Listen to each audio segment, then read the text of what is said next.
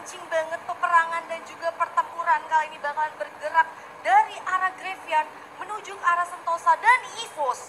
Wah, split yang sangat menarik ya. Dua Observe, satu Graveyard, satu lagi. Ini bener-bener kayak mecahnya jauh banget loh.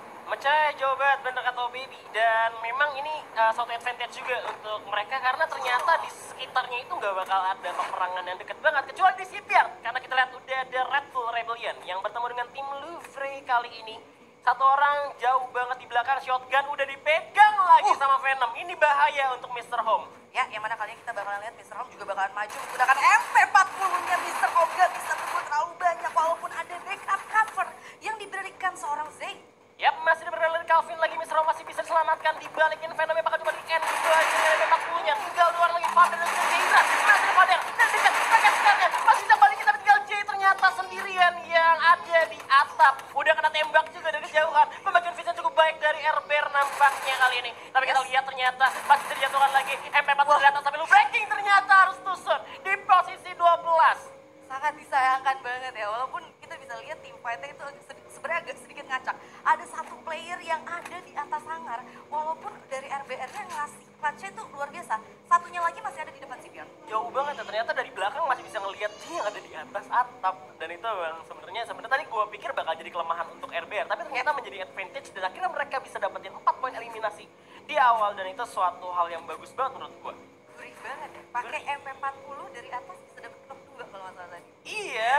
Gue sampai tercengang juga ya. Untungnya ada vision dari jauh. Yes, walaupun ternyata dari Lubranya sendiri harus dipulangkan di peringkat ke-12, but it's okay. Kita masih ada 2 game lagi yang tersisa nantinya. Udah terbakar-bakar nih RBR nih, dan masih belum lihat lagi untuk sekitar tempat lainnya karena di atas kali ini nggak seperti di game pertama karena di ronde pertama benar-benar full banget di arah ke atasnya, tapi kali ini cuma ada RBR, terus ada Louvre juga. Tadi kita bisa lihat ada EVOS dengan splitnya di daerah observatory ya kan?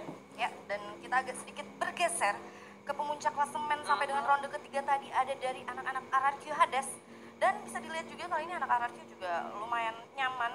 Mereka ngeluting di wilayah pick dan nge-splitnya juga lumayan jauh. Gue rasa mereka benar-benar nantis kalau misalkan di picknya sendiri itu masih kosong ya. Belum ada yang mau nabrak nih. Belum ada yang mau nabrak. Di peringkat pertama loh. Harus ditabrak nih, diliatin dulu kan. Di Purgatory ntar Araki turun di mana? Ayo kita hajar ya kan. Biasanya kan gitu. Tapi biasanya malah jadi advantage untuk tim-tim yang ditabrak. Karena kalau misalkan gue flashback lagi ke dulu pernah ada tim Dranex waktu season 2 FFVM itu waktu ditabrakin malah jadi advantage karena Dranexnya malah nyayur di sana. Ya, anak-anak dari First Rider kali ini ya, udah langsung ngamanin di wilayah kota tuanya aja dari First Rider. Masih coba santai aja kali melihat. Yep, bakal looting-looting aja karena ini nggak secepat tempo game-game sebelumnya ya.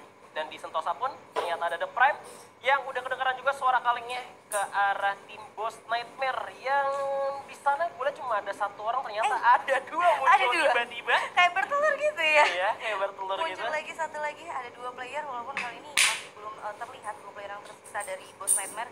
Gue rasa dari Lindsay sendiri nggak natis karena dia juga nggak mutusin buat turun kali ini, dan Lindsay sendiri bakalan coba untuk looting, coba regroup lagi ke arah dari teman-teman ya kali ini. Iya, bahkan cuma untuk lewat ujung map aja, lewat pinggir-pinggir pantai ya kan. Dan tim Boss sendiri pun nggak ngelakuin tembakan, nggak ada terlihat mau ngelakuin setup buat fight ke arah tim The Prime karena masih bahaya banget juga. Ya. Gue rasa memang lootingan dari Boss sendiri belum lengkap sih. Mereka belum pede banget untuk fight pastinya.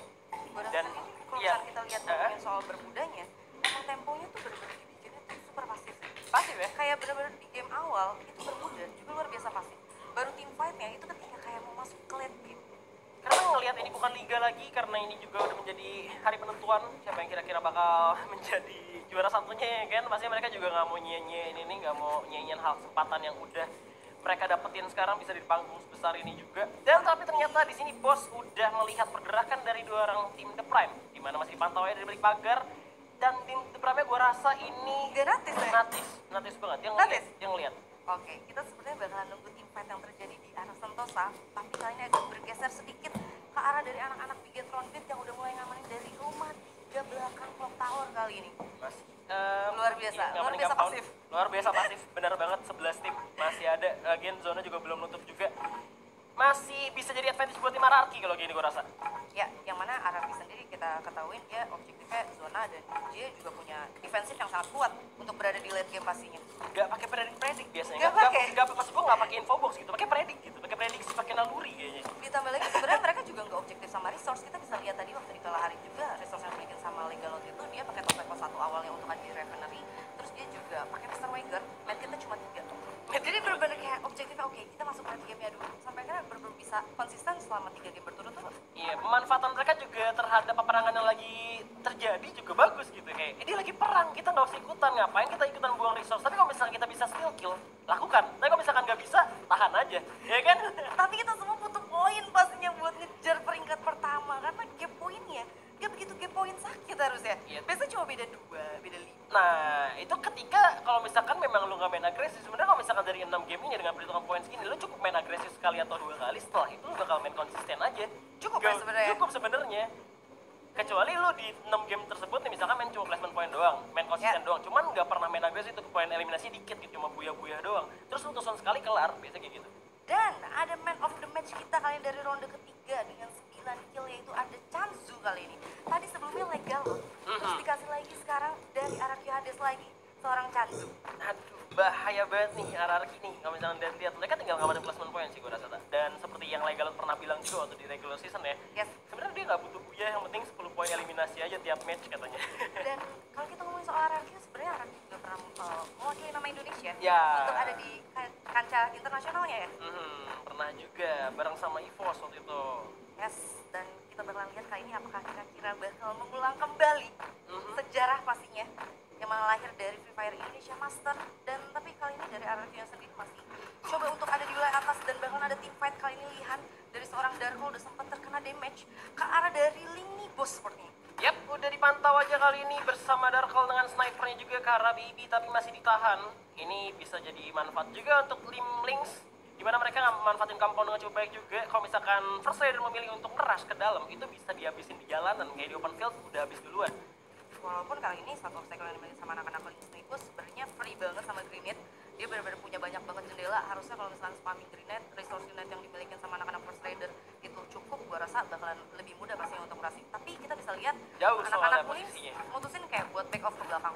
Iya, padahal posisi sebenarnya jauh juga untuk lo nyebrang ke arah rumah sana, bisa dihabisin di tengah jalan. Tapi mereka malah untuk mundur dulu, memanfaatkan compound yang lain lagi. Dan nembak kali ini masih ada Kendis, di mana masih sebagai medkit juga memankan tower dengan cukup baik, di mana Baby sendirian. Bahkan cuma memberikan vision di arah depan, di mana First Rider dan mereka perlahan tapi pasti coba untuk masuk ke pertahanan tim Links nih bos. Tembakan langsung beruntun dari arah Baby, lagi sekarang hilang, masih tembakan dari CVG terlalu jauh, gak vision dan ternyata masih bisa dihindari oleh First Rider. Bravo.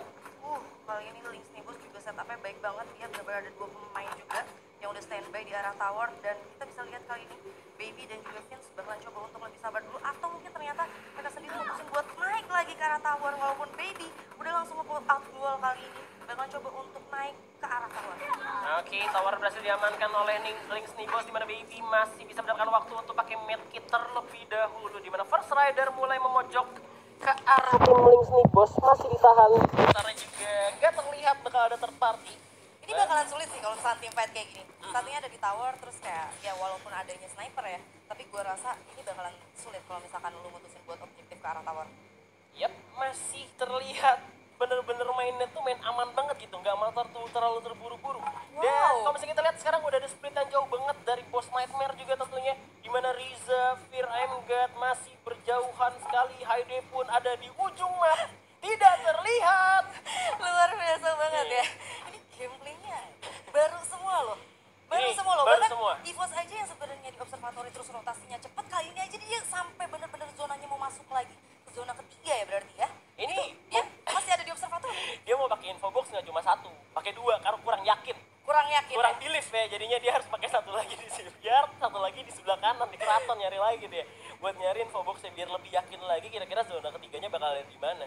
Yes, dan luar biasa. Super duper pasif, kita bisa lihat beberapa team fight yang tadi ada dari Sentosa juga sampai sekarang ke wilayah Hangar juga masih 11 tim, masih 44 pemain. Iya. Objektifnya terlalu gimana nih? 3 game kita dikasih pemain yang agresif, tapi 3 game nampaknya ini udah kelihatan lagi nih, game keempat tuh dikasih yang pasif kayak gini.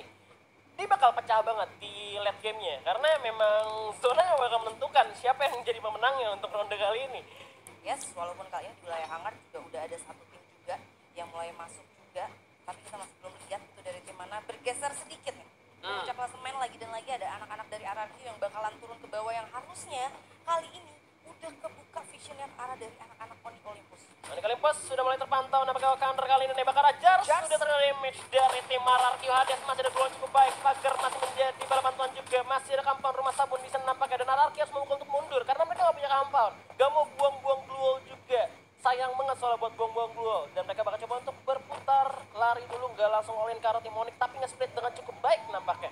Ya, walaupun ada satu pemain yang sebenarnya kali ini standby ngebuka vision ke Iya. arah para player dari Onyx Olympus ya, dan yang tiganya lagi bakalan coba untuk masuk ke Bima Sakti dari sisi kirinya. Kita bakalan lihat kali ini Ohaner juga udah mulai nge-spot arah bawah, dan kali ini RRQ sendiri gak begitu diuntungkan karena dia juga masih ada dari luar zona itu sendiri.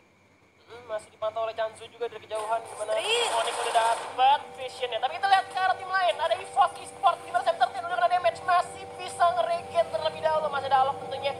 Satu poin yang masih didapatkan, dan coba untuk muter dulu di tempat di saat yang sama juga masih ada First Rider juga bertahan dengan Lynx nih bos nampaknya. Yes, kali ini dari anak-anak EVOS Esports udah langsung membuka summon airdrop, udah langsung berubah lagi temponya.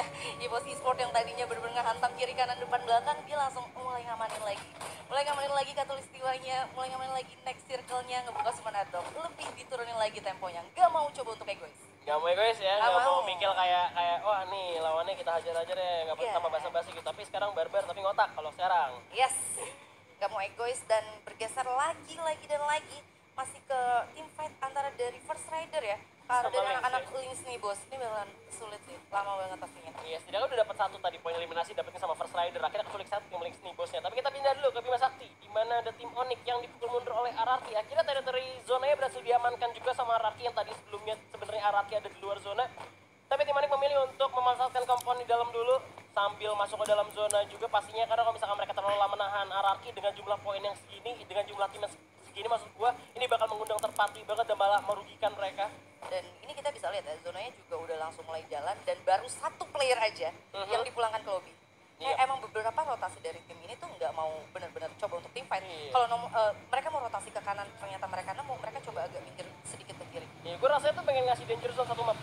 Ngasih danger zone satu map sampai Iya. akhirnya benar-benar eliminasi semua. Kelar gitu, selesai sudah. Tapi ini udah laku terdakan, udah di jembatan juga. Tim Onyx sudah memanfaatkan high ground yang ada juga, tapi cukup open field dan terbuka juga untuk ditembak. Dan selain udah ada EVOS juga yang sudah mengamankan darah Katulistiwa dan udah dapat masing-masing kali ini masih utuh 4 orang.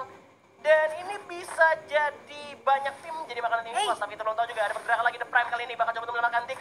Masih ada gol cukup baik, ada perang kelihatan. lagi di mana Iron Wolf sang serigala bakal masuk ke pertahanan tim The Prime kali ini yang baru aja buyar. Apakah bakal tusun? Yes, kali ini sih bakal coba untuk reviving dulu dan udah berhasil untuk di revive. Kita bakalan lihat ternyata baik banget untuk yang mungkin berhasil mengenal seorang Black dan Iron Wolf Pro Team once again di peringkat ke-11, lihat. The Prime gak bisa diremehin ya gini-gini nih. Tim Onyx satu ini nih bahaya banget dari final group stage ya. Kalau misalkan gue udah perhatiin jumlah poin killnya nih bukan main-main, emang Ya. dari mikro makro skillnya masing-masing player itu udah kebentuk banget menurut gue. Bahkan mereka itu baru masuk kemarin ke play-in, itu masuk ke offline, mereka tandingnya tuh udah jadi banget mentalnya. Kalau gue nggak salah dari semua final group, tim yang benar-benar ngumpulin poin kill terbanyak adalah mereka kan ya? Nah itu Anak-anak dia. dari The Prime ya, ini change-nya lumayan besar juga buat The Prime. Dan kali ini geser lagi nih lihat ke arah dari EVOS Esports. Oke, geser.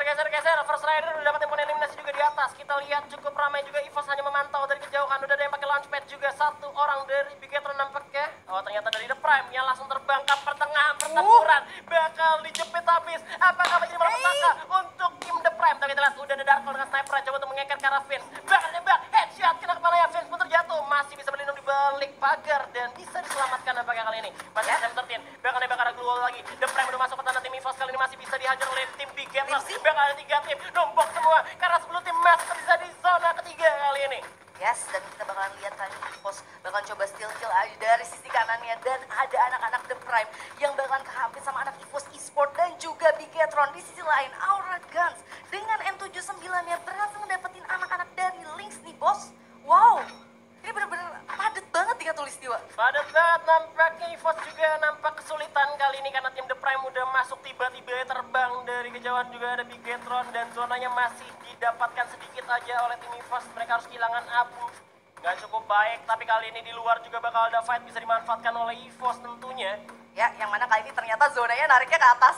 Otomatis tim-tim yang ada di bawah itu bener-bener bakalan rusuh banget. Ada 3 tim yang bakalan harus tim fight. Iya. Ada dari Ghost Nightmare, ada dari Bigetron, dan ada juga dari The Prime. Dan gue liat dari tadi notifnya First Rider mulu ini yang bunuh. Udah berapa poin eliminasi First Rider dapetin? Atau kan langsung dikirim tapi ke lobby gue nggak tahu juga karena belum kelihatan. Tapi kita lihat Links Baby udah kelihatan ada. Tembak langsung sekali miss, langsung dipulangin aja. Lagi zaman masih ada ombak. Dia akan menyelamatkan kawannya. Lagi jabkan, siapa yang menyiapkan? Jangan bakal melanjut. Langsung dijabkan dari jauh dari Dendis. Dengan sekarang belakangnya untuk pemain First Rider satu persatu zona langsung begitu First Rider masih ada pagar. Coba untuk kayak gulung medkit dulu. Pemain First Rider bakal ditinggal aja oleh Links nih bos. Walaupun tersisa 1 pemain aja, tapi baik juga keputusan yang dimiliki sama anak-anak Links nih bos. Mereka kayak lebih memutuskan untuk masuk ke dalam zona dan ternyata The The Prime-nya dipulangkan di peringkat ke-10 dan juga dapat set oleh Katulistiwa yang mana kali ini Mister 05 berhasil mendapatkan 1 knockdown-nya lagi-lagi dengan M79. Lontar lagi-lagi memakan korban dari belakang juga ada lawan. Kali ini masih gak bisa diajak lagi tapi malah kena hajar sendiri karena meledak di depan mata. Masih ada gol lagi dan masih bisa selamatkan Lesam Tertin. Masih sempat juga zona udah gak dapat lagi. Masih sempat looting lagi. Tinggal 7 tim tersisa. Zona semakin kecil dan First Rider pun tereliminasi di posisi ke-7. Tinggal 6 tim oh baby. Ya, yang mana kali ini dari ini juga masih benar-benar santai. Red Bull Rebellion dengan 5 kill poinnya. Kali ini benar-benar nge-spot ke arah para player dari RRQ. Ada Mr. Hop juga menggunakan snipernya berhasil mendapatkan damage lagi ke arah anak-anak dari RRQ. RRQ Hades bakalan kesulitan dari balik batu di selain aura e-sportnya dipulangkan di peringkat ke-5. Yap, tim berjatuhan satu persatu di mana RBR Zico pun masih menunggu bala bantuan. Di belakang masih ada EVOS juga menjadi ancaman tentunya kali ini bakal dibantu dari Factor Biloro Mr. Home. Masih bisa tim Onyx masih memanfaatkan zona yang cukup tipis juga kali ini. Zico pun masih bisa diselamatkan. Tinggal 15 orang yang masih hidup. Di mana Calvin bakal coba bergerak ke arah bawah. Dan kita lihat RRQ pun perlahan udah memasang duel dengan cukup baik. Di mana Jars dengan Alvin lagi. Ada launcher lagi. M79 karena 2 orang airgun dan juga Tayo berhasil jatuhkan tembak lagi langsung masih bisa di revive tentunya kali ini masih ada pohon menjadi penyelamat untuk seorang Jars. Ya, yang mana kali ini Jars juga bakalan coba fokus untuk ke arah anak-anak dari EVOS Esport. Ada launcher yang udah dipegang tapi ternyata Jarsnya berhasil di-knockdown walaupun berhasil mendapatkan SAM 13 di sini. Tersisa 2 tim aja lihat. Ada dari Red Bull Rebellion. Lagi-lagi RRQ masih bisa berdiri tapi 4 orang lawannya kali ini masih bisa ke RRQ berdiri, masih ada glue wall nampaknya. Tapi RBR langsung maju ya terobos terus masih ada granat juga dikeluarkan. Di mana Kerr masih medkit dan RRQ tereliminasi. Red Bull Rebellion booyah di game keempat. Luar biasa ya ternyata ya. Bener-bener yang I wish to stay.